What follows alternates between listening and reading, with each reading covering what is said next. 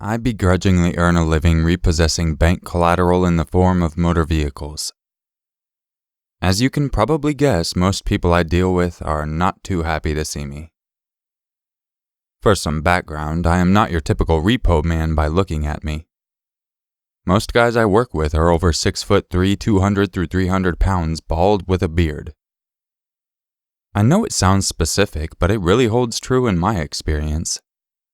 I, on the other hand, am 5'11", 155 pounds, but I do have a beard. On to the story. I was out working during the day and checking a retail location for a vehicle I'd been searching for. The address I was checking was located in a large mall area. I glanced in my rearview mirror to see a red Ford Focus behind me.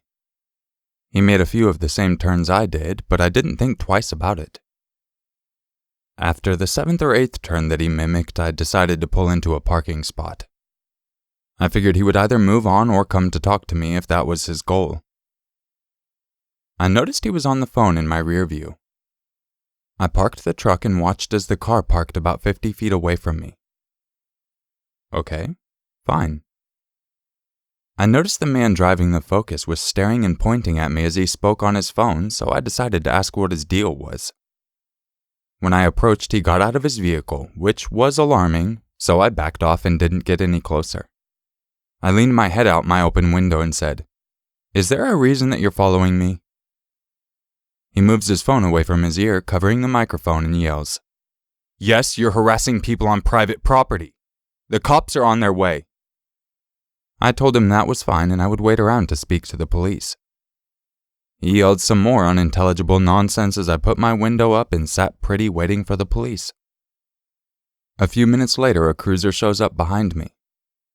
The officer approached my window and we spoke about the situation.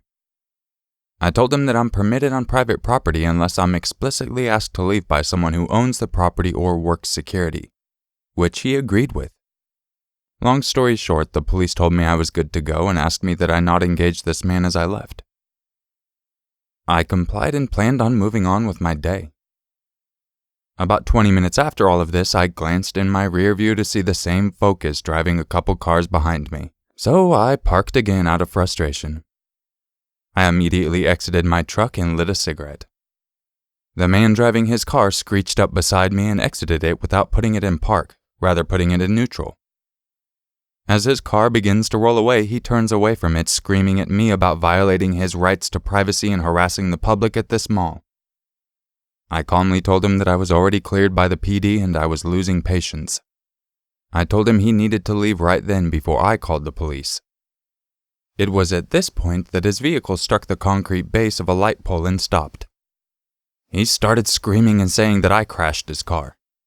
I told him I had dash cam footage that would negate that claim. That's when he charged me. Now remember, I'm not a big guy, but I've dealt with plenty of confrontation at this job and this guy did not appear coordinated at all. I stepped out of his path and guided him to the ground, telling him to stay down while I leave and to leave me alone. I got in my truck and left. Looking back, I absolutely should have called the police again, as I've gotten the officer's cell phone number and badge number. This story all comes to a head 2 nights later in a bizarre turn of events that genuinely scared me. At this time, I had just gotten married to my lovely wife and we were living in our little 1-bedroom in our hip little suburb of a major Midwest city. It was a Friday night and I decided to go grab some beers for the wife and I to enjoy after a long week. As I'm leaving the store with our booze, I saw a maroon Ford Focus in the parking lot, seemingly unoccupied. I made a mental note of the coincidence given the bizarre ordeal a couple days prior, but didn't think too much of it. As I pulled into my apartment's parking lot, the Focus pulled in behind me. I hadn't noticed it following me until this point. I live on the 3rd floor, so I decided I was going to hustle up the steps just in case it was the same guy and he'd stalked me or something in order to exact his revenge for whatever perceived transgression I'd bothered him with. My plan didn't work. He followed me to my patio where my wife was waiting, again unbeknownst to me. I was apparently not feeling very observant that night. That's when this guy snuck up, crouching behind our small fence, Neither of us knew he was there until he said something, still hidden from view. Pretty girl. I snapped to my feet and began to look around when I spotted him. I knew instantly it was him. I immediately ordered my wife to go inside, lock the door, and call the police. When I approached him, he drew a small switchblade and pointed it at my belly. I began to back up with my hands up, saying something along the lines of, "We don't have to do this. What do you want?" He told me he wanted to call my wife back outside. But that wasn't going to happen.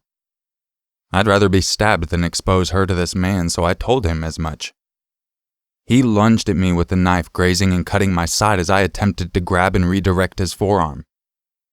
Then he went to the ground where he lost his knife. I got some knees to connect to his head when the police lights became visible and I heard shouting. Long story short, Buddy was arrested on site, and I provided the badge number and PD of the officer from work a couple days prior in order to corroborate my claims. I decided to press charges, and as far as I know, he's awaiting a court date. I'm sure I'll be involved in it.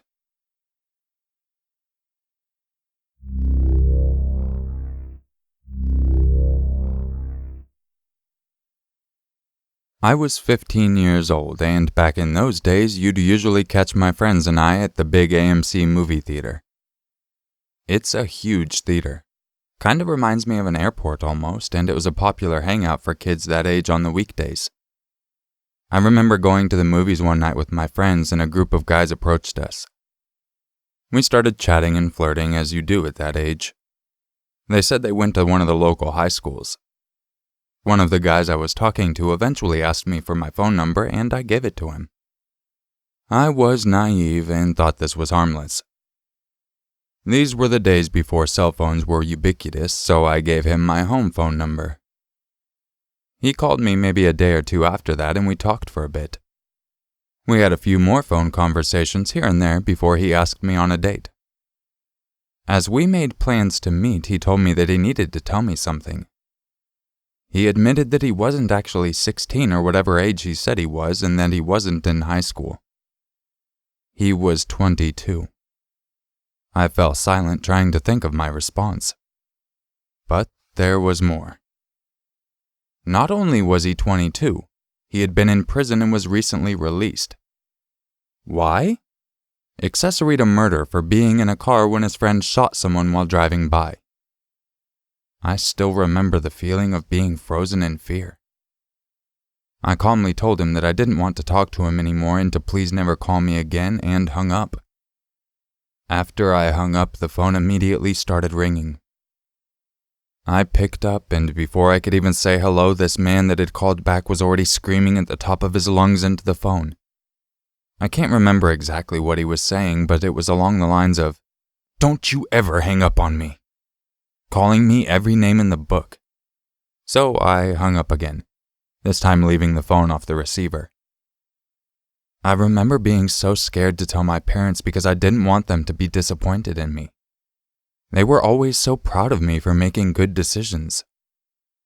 It was my fault after all, giving some guy I just met my phone number. So I didn't say anything at first. The calls kept coming. But to keep my parents in the dark, I usually made sure I was the one answering the phone when it rang. He told me that he put my home phone number into a reverse phone directory and found my address. He would call and say things like, "I like your sister's new green car," to make sure that I knew he was watching the house. Around this time, I developed a fear of being home alone. I couldn't be alone for even a minute. So if my parents and sister were gone, I'd call a neighbor friend to spend time with me. One night my parents were in bed, but my sister and I were up late watching TV. We saw a car pull into our driveway and sit there with the lights on. I couldn't see who was in it, but I knew. After that, everything stopped. I remember thinking how crazy it was that he had done all of that, and then he just disappeared. Maybe a year or two later, I was sitting at home watching the finale of an American Idol. It's funny how the little random details you remember when something significant happens. And the phone rang. The caller ID said it was coming from a correctional facility. Confused, I answered it. It was a collect call from you-know-who. I couldn't believe it. I obviously didn't accept the call and hung up. Never heard from him again. I told my parents about this years later, and they said, "No wonder you were so scared to be alone."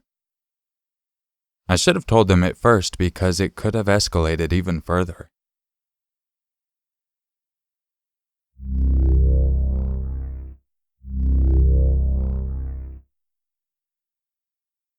I started my freshman year of college at a university in my hometown that's pretty nice. I'm not going to share too much about it, but it has a smaller amount of students, but enough that you really don't run into people often. I lived on campus and I was only 17 at the time. I had Tinder, of course, as I was fresh out of a relationship and looking to experience new things in college. I matched with this one boy, Asher, who seemed nice enough. Pretty socially awkward, but I never really minded because I have anxiety issues myself and I'm really sympathetic to it. Because of that, I ignored a lot of warning signs I shouldn't have.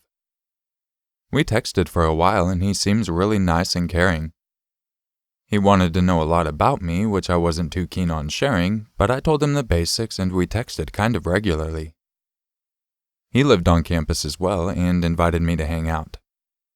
At that time, things didn't seem too sketchy, so I was completely down.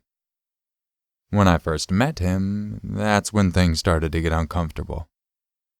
We hung out in his dorm, which was pretty standard overall. I got cozy with him on his couch. I'd say almost cuddling, but not quite. Still really standard. When we started talking more, I realized how uncomfortable things really were. He kept making comments that just put me off, but I tried to ignore them.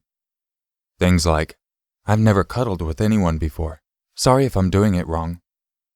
And so many comments about he already liked me a lot and wanted me to stay forever. Weird word choice, but whatever. He's just trying to be nice. I'll let him down easy.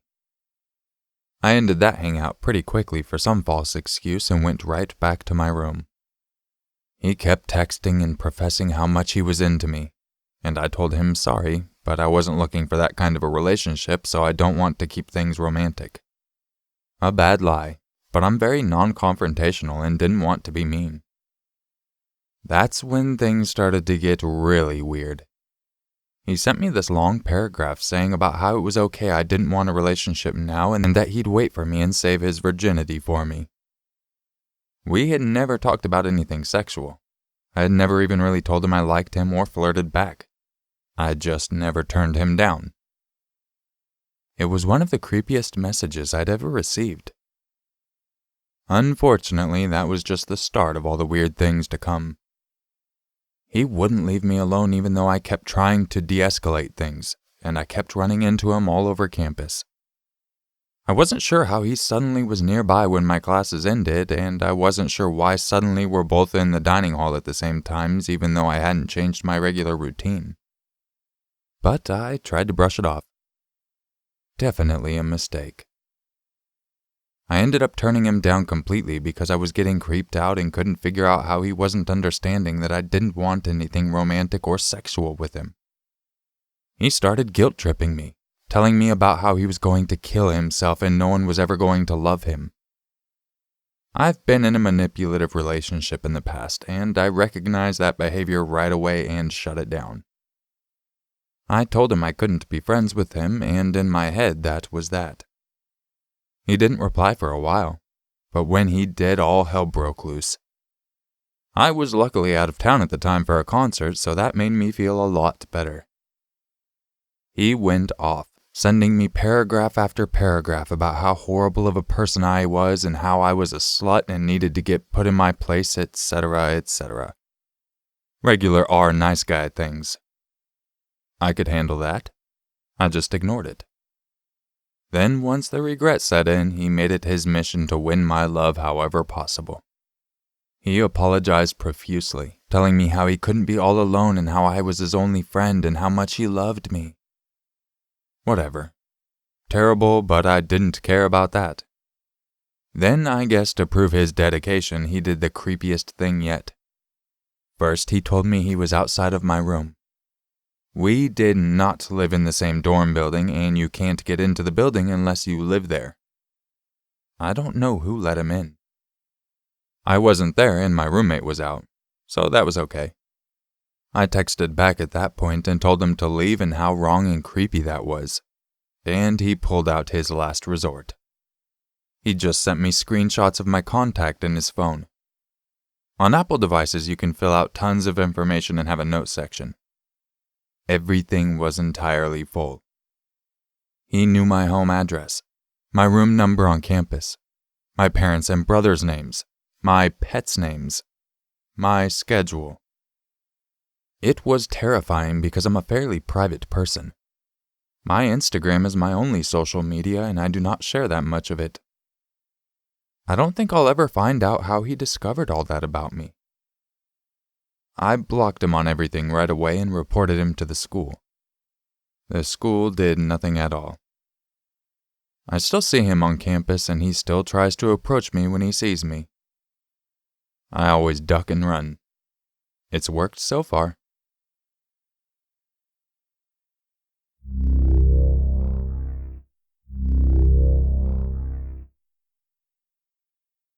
This happened in January, a year and a half ago, on my way to work one cold, wintry Friday morning. I had a rough start to the day. I remember waking up in a panic as I realized I was holding my phone in my hand and had been hitting snooze on my alarms for the last hour. I wasn't even giving them a chance to sound. Apparently, as soon as my phone started to vibrate, which it does a second or so before the music starts to play, I would hit the side button to silence it. I was exhausted. I had already worked Monday through Thursday, 10-hour days that typically turn into 12s at that time of the year, and I had just found out that I was pregnant the week prior. So I was even more tired than normal, and this type of behavior was very unlike me. I'm always on time to work. I don't usually work Fridays, but once a year we have our annual mandatory training for all staff members. It's definitely not a day that can be missed or one to be extremely late to. So I quickly throw on some clothes, tie my hair up into a ponytail, brush my teeth, and then out the door I went. I had 25 minutes before I had to be there, so I didn't even let my car warm up. As I pulled out of my driveway, I remember thinking that my dad would kill me if he knew. He's a mechanic, and that was something he's always preached the importance of. I finally got out of the neighborhood, hit the highway, and noticed that my gas light was on. Another annoyance that would cut into my time, but I decided I would stop once I get off on the exit as I had a few minutes to spare. So I did. I pull my car up to the pump and turn it off, hop out into the freezing cold to get the gas started, and quickly jump back in. There's a guy about my father's age pumping gas into his white work truck right in front of me, but I didn't really pay him much mind. Those trucks were everywhere near my workplace at this time, as it's near the river where all the bridge construction had been going on. I'm texting my friend from work and letting her know where I am when I get this feeling someone is looking at me. I look up and make eye contact with the work truck guy. He quickly looks away just as I hear the gas click off. I get back out and don't think anything else about it, and then hop back in ready to go to work.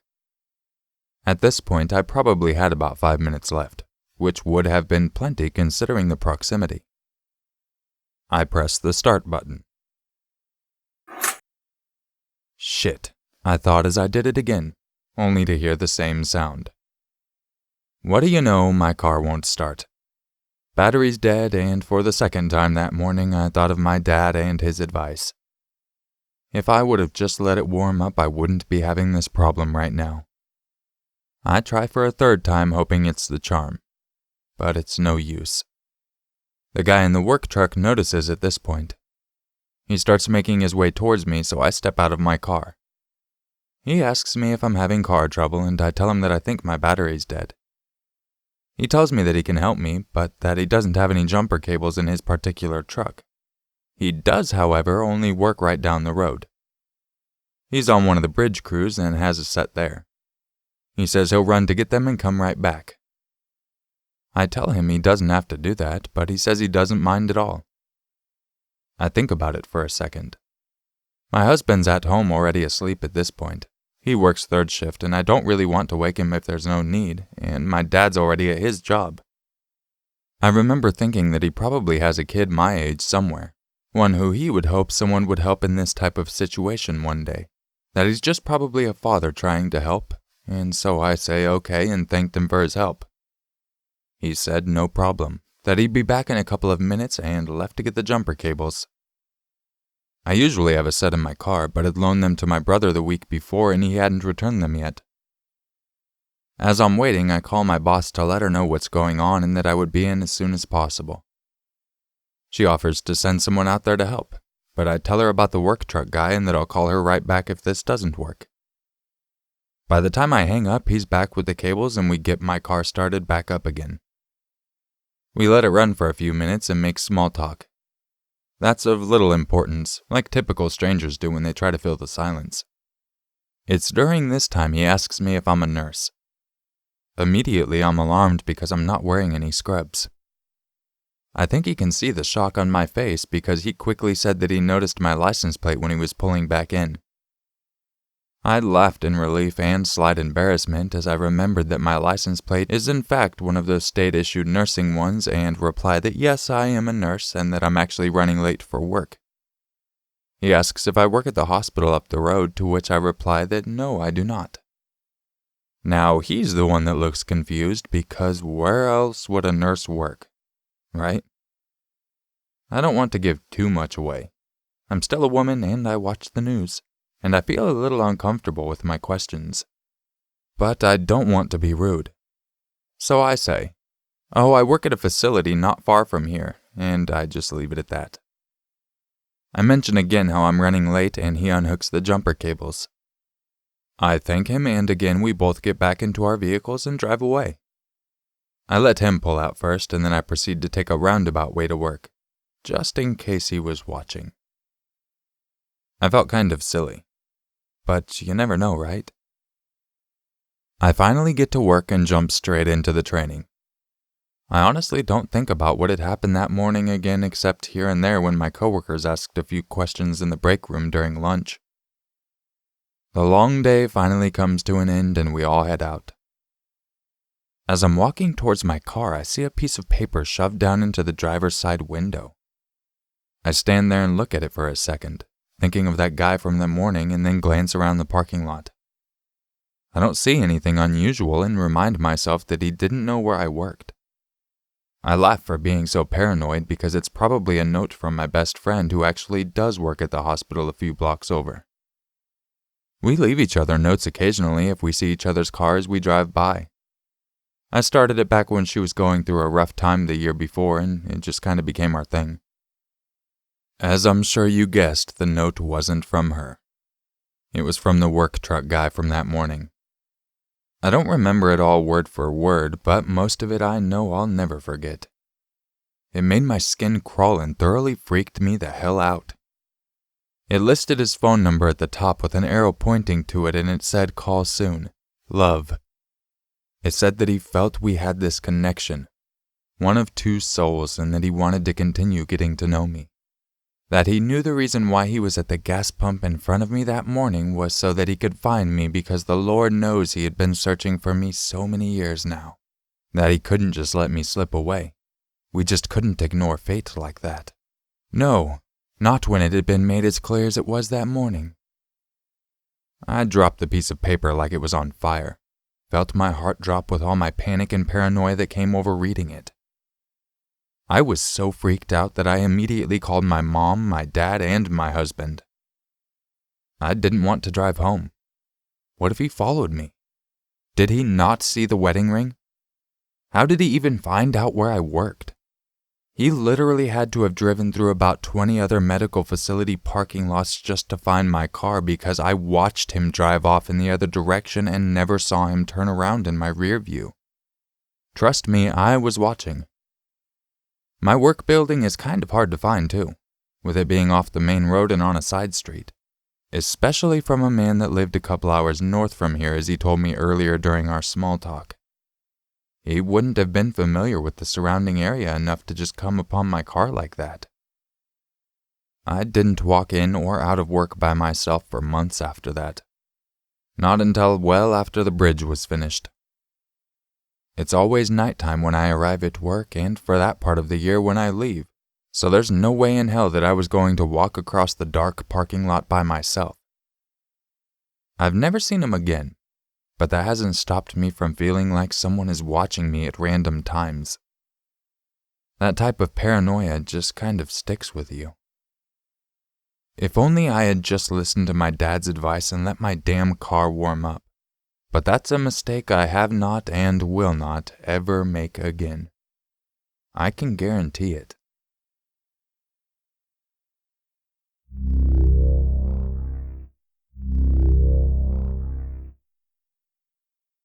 If you enjoyed this video, don't forget to leave a like, hit the notification button, and subscribe.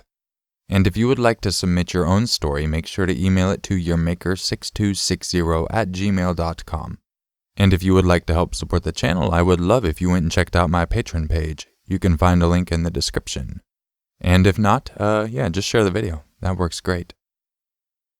I will catch you all in the next video. And just remember, it's always scarier if it's true. Bad bye.